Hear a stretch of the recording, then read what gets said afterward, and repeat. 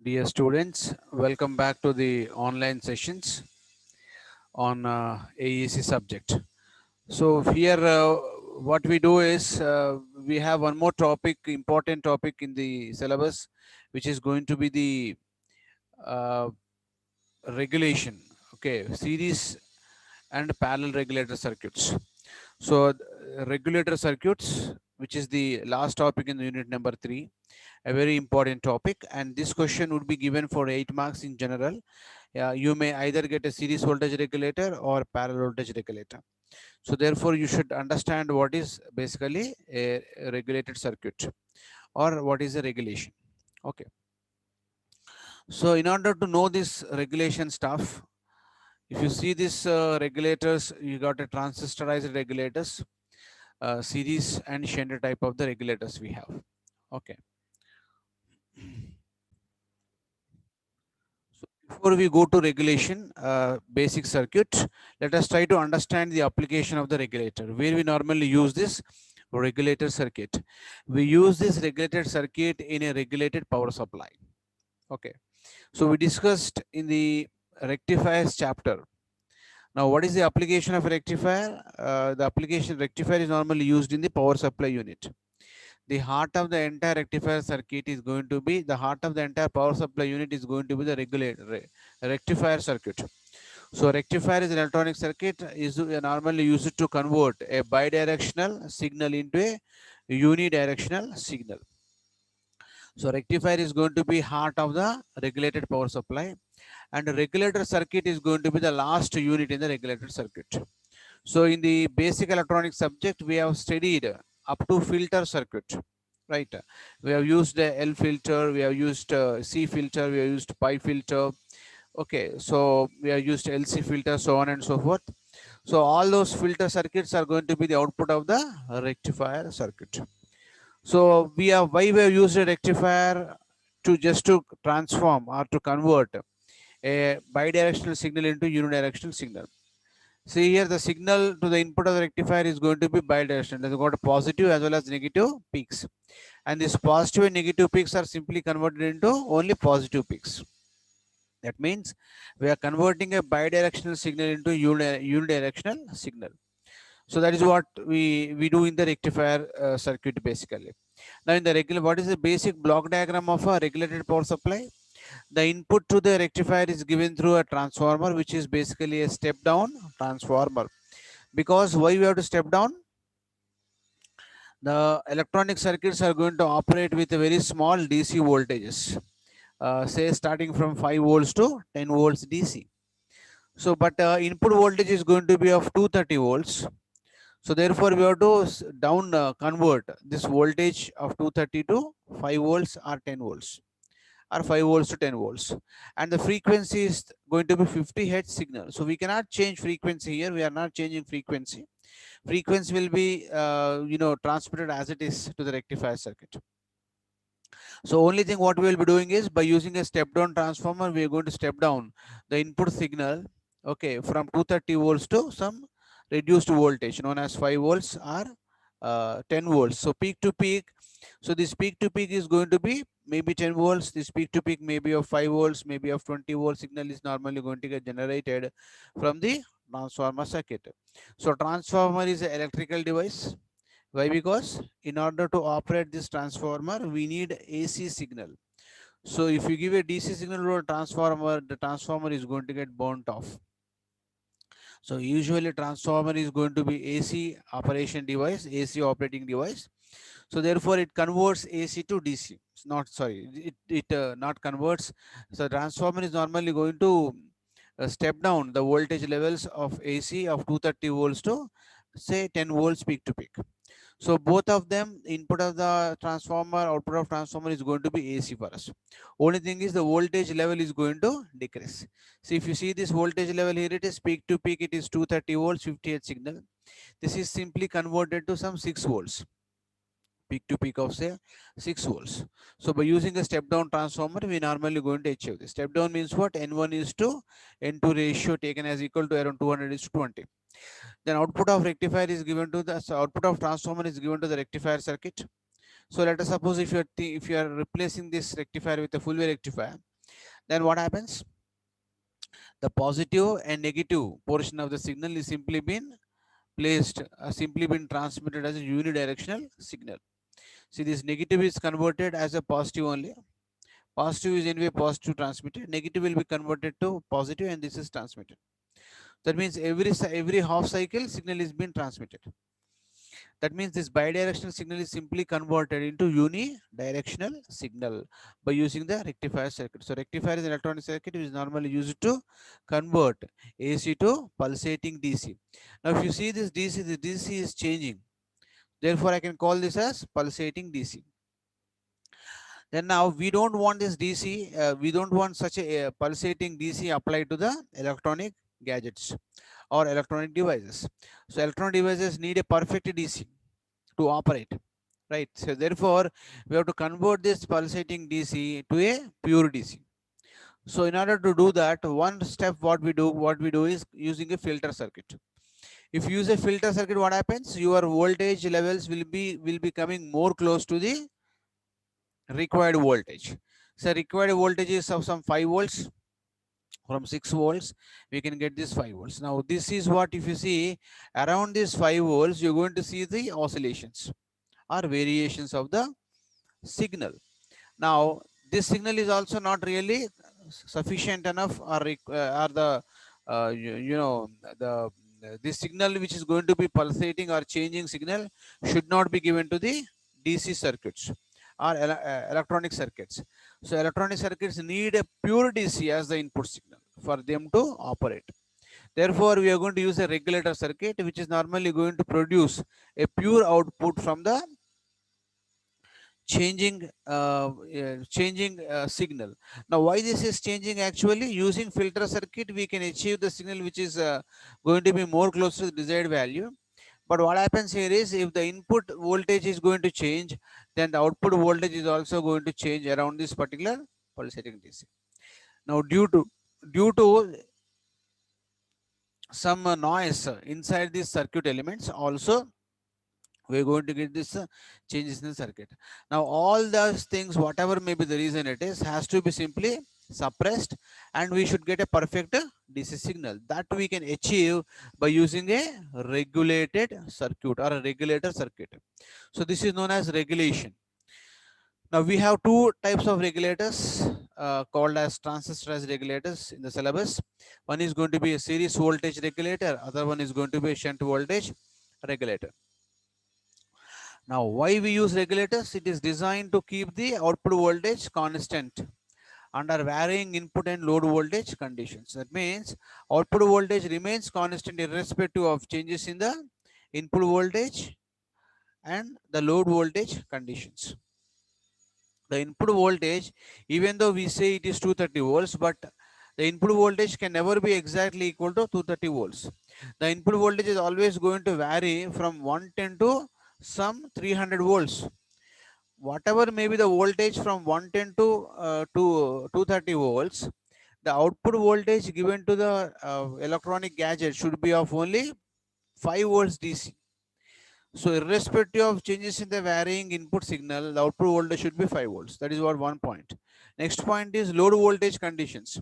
The load is going to change continuously due to aging factor, due to fluctuations, or due to some malfunctioning of some of the components inside the output side, okay, or output stage.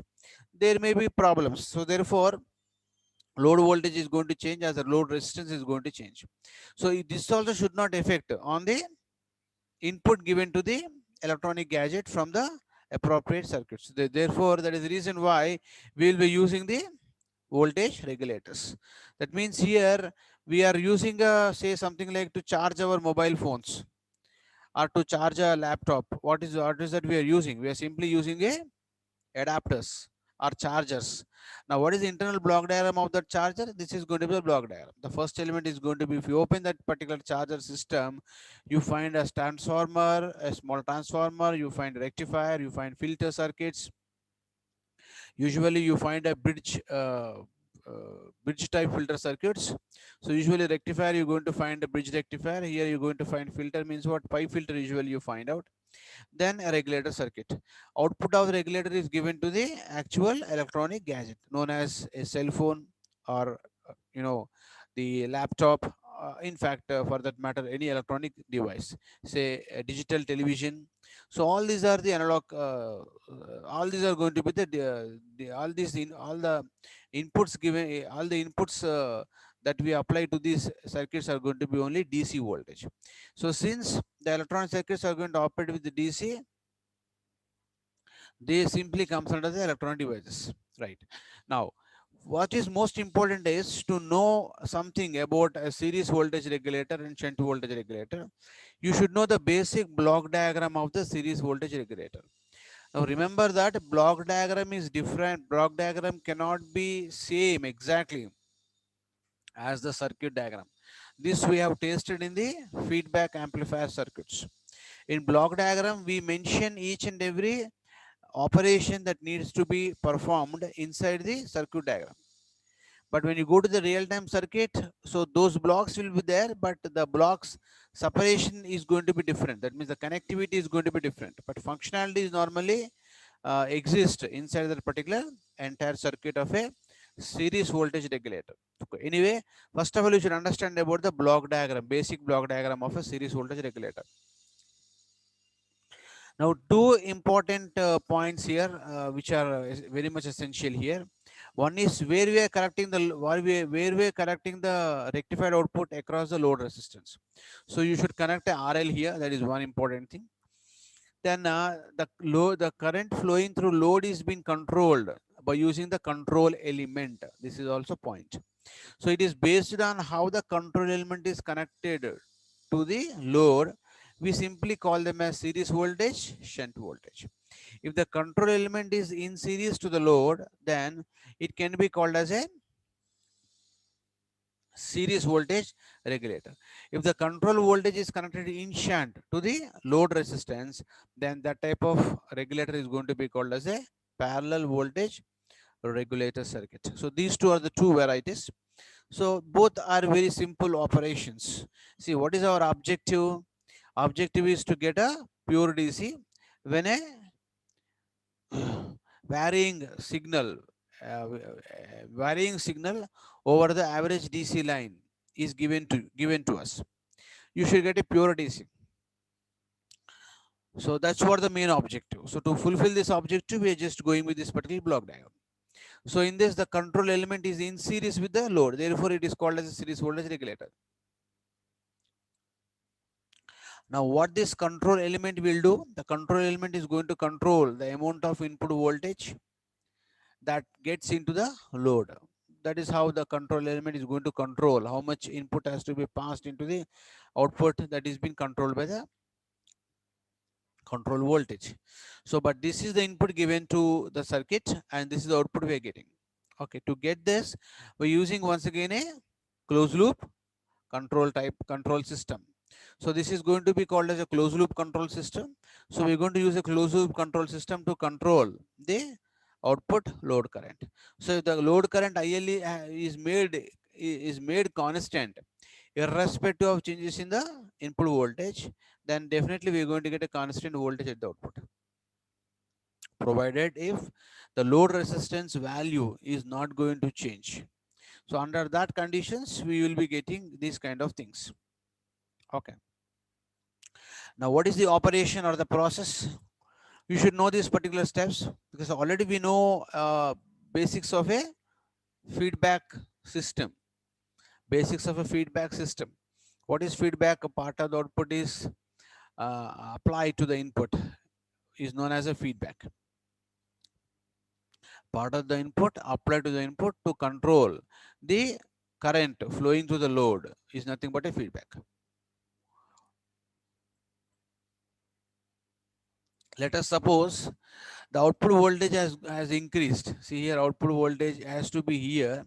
With respect to this reference voltage, it is increased.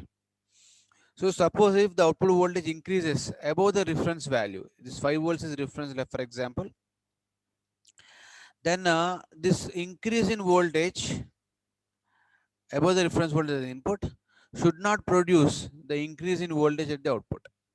Without rectifier, This is the output we are getting. If the input is going to fluctuate and increase more than required value,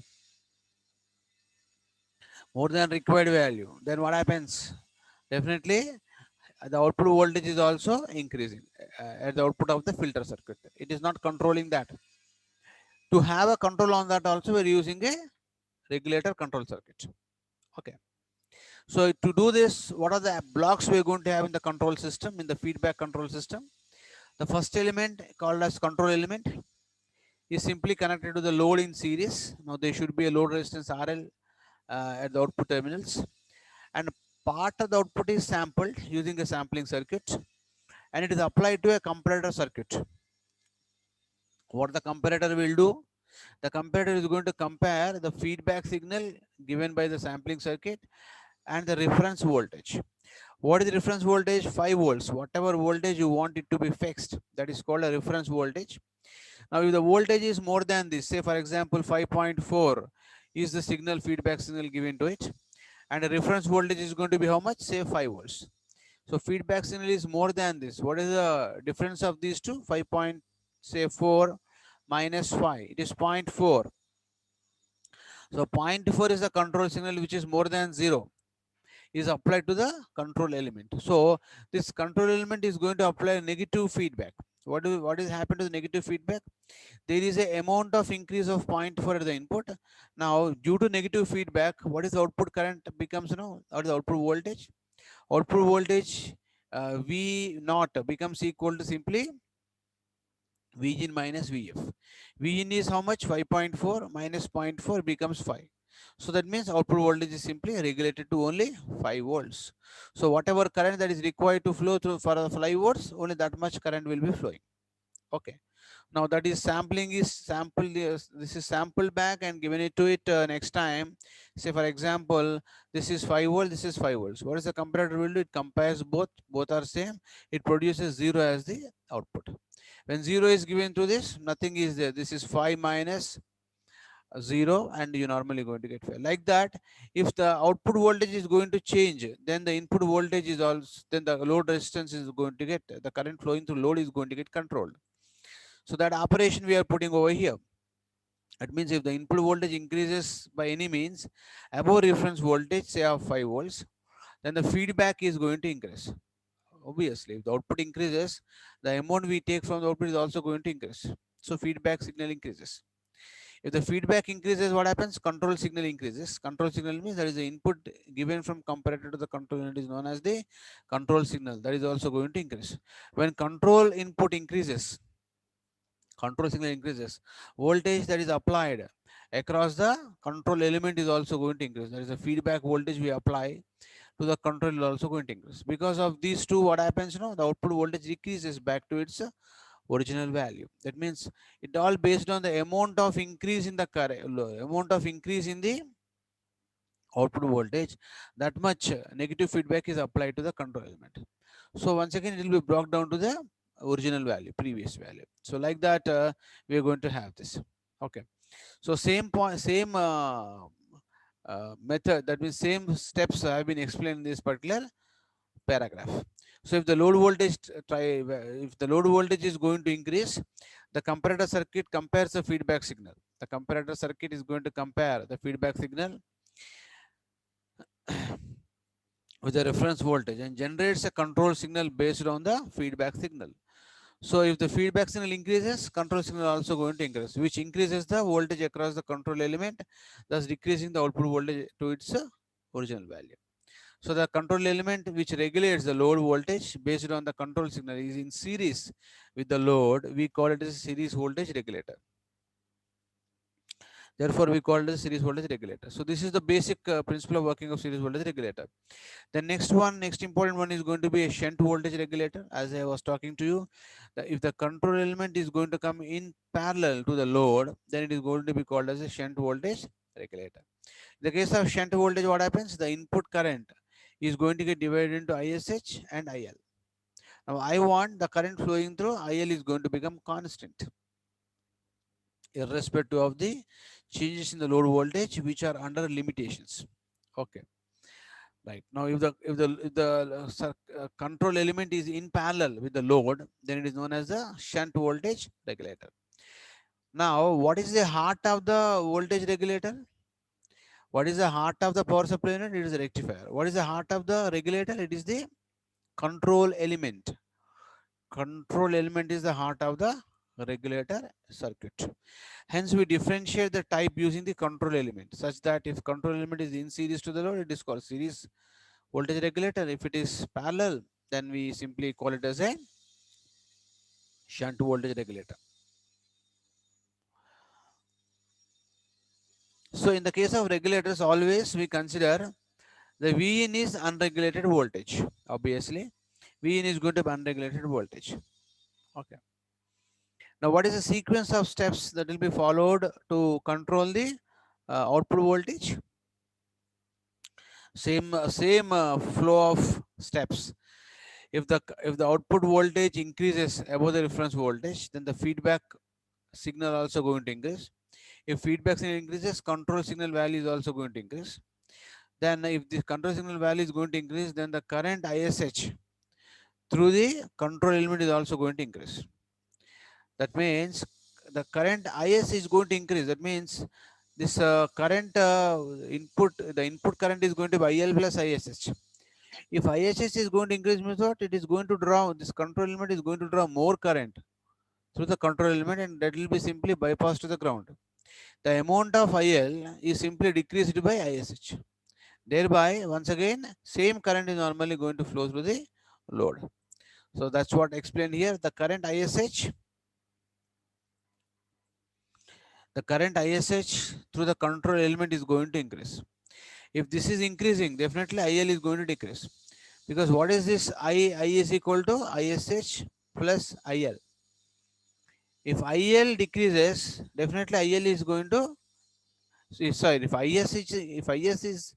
ISH is going to increase, IL is going to decrease. That is what I want.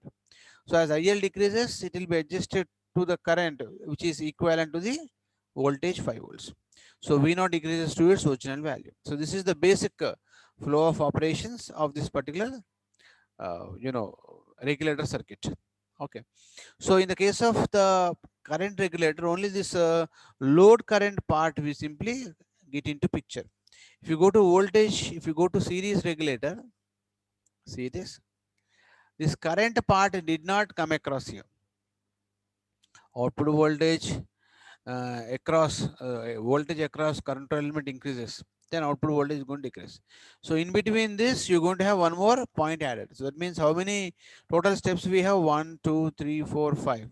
So here what happens? Same steps almost there, but one step is going to increase. Like 1, 2, 3, 4, 5, 6. That means load IL step is going to increase here, because it is going to be called as a shunt voltage regulator circuit. Now, what could be the block diagram of this shunt voltage regulator? So remember, just to draw two lines like this here. One is going to be the phase line, other one is going to be neutral line, that is ground.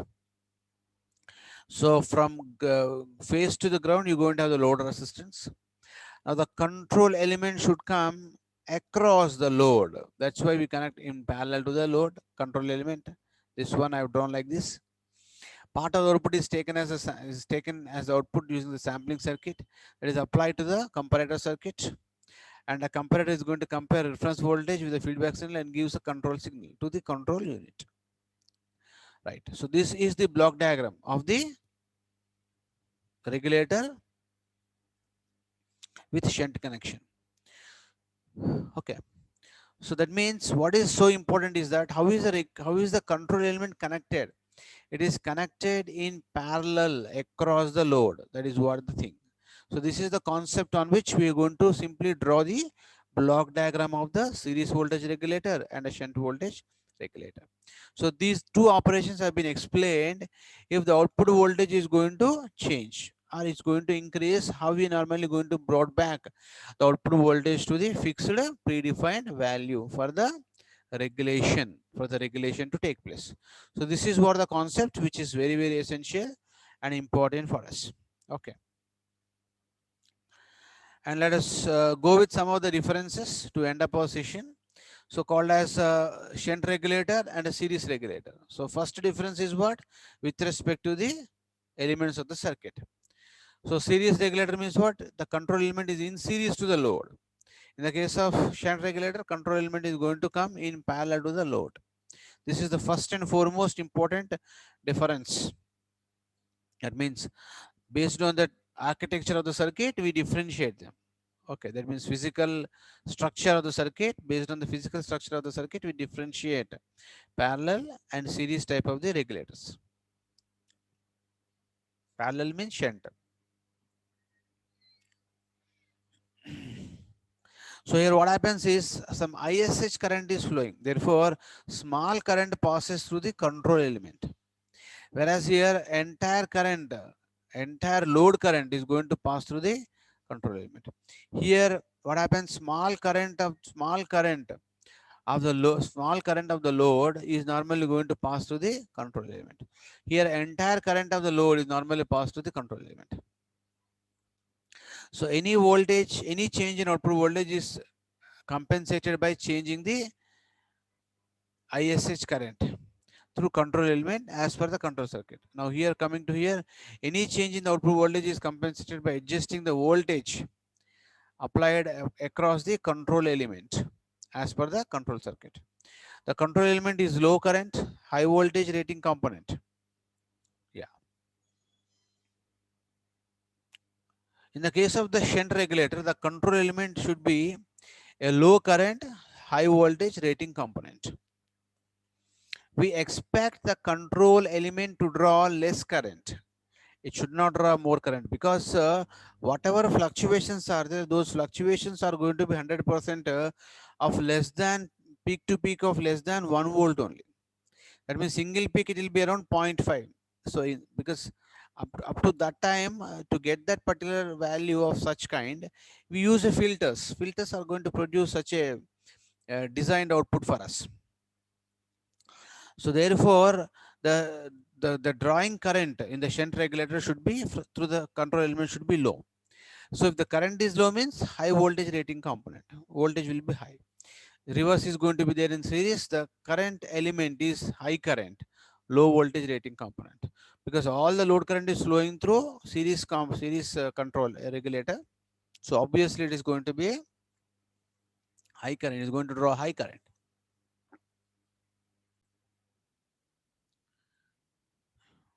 So in series regulator, the control element is going to draw more current. In shunt regulator, the control element is going to draw less current. Shunt regulator is going to provide poor regulation. It is going to provide good regulation. So we want a good regulation. So therefore, series regulator is preferred. So here the shunt regulator, the efficiency of the circuit depends on the load current. Here the efficiency depends on the output voltage, because this ISH is shared with load current, no? So therefore it depends on the load current, but it is independent of load current, but depends on output voltage. Now the shunt regulators are not suitable for varying load conditions, are preferred for fixed voltage applications. If the load is varying continuously, we don't prefer the shunt regulator, because ISH is also going to vary continuously. It is preferred for fixed as well as variable voltage applications. So this is what somewhat more useful than the shunt voltage regulator, because shunt voltage regulator is preferred only for fixed voltage applications, whereas here it is used for fixed as well as variable voltage applications. Shunt voltage is simple to design, and a series regulator is complicated to design as compared to shunt regulator. Okay, in comparatively it is complex. Okay, but as such they are very simple subjects, simple circuits. Now what are the examples of the shunt voltage regulator? Zener regulator, Zener diode used as a regulator will come under the shunt voltage regulator. Always we connect Zener diode across the output terminals, so therefore it comes under the very important application, comes under the regulator, shunt regulator output. So next is transistor shunt regulators. Just now we discussed transistor regulators. Then applications of series regulators, series feedback type regulators, transistor series regulators. So these are the various points which are going to be differences between these two regulators. Okay. So in the next session, what we do is we go with the circuit diagram of the two regulators and we'll try to see the operations of these two regulators in general. Okay. So thank you very much for today's session. Please keep practicing the sessions. Okay. Thank you so much.